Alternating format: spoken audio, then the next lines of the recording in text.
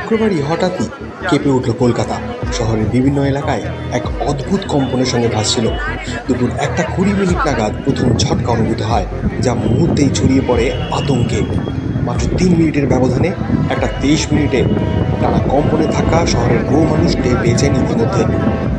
প্রাথমিক পরিসংখ্যান অনুযায়ী রিক্টার স্কেলে এই ভূমিকম্পের মাত্রা ছিল 5.5। তবে মাত্রা যতই কম বা মাঝারি হোক, কম্পনের সময় মানুষের আতঙ্ক চোখে পড়ার মতো ছিল।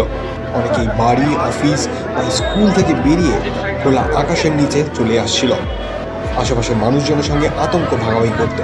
শুধু কলকাতা নয়, এই ভূমিকম্পের প্রভাব অনুভূত হয়েছে প্রতিবেশী দেশ বাংলাদেশেও। স্থানীয়রা জানাচ্ছেন, কয়েক সেকেন্ডের কম্পন অনুভূত হলেও তা শহরের অনেককে থরথর করে কাঁপিয়ে দিয়েছে।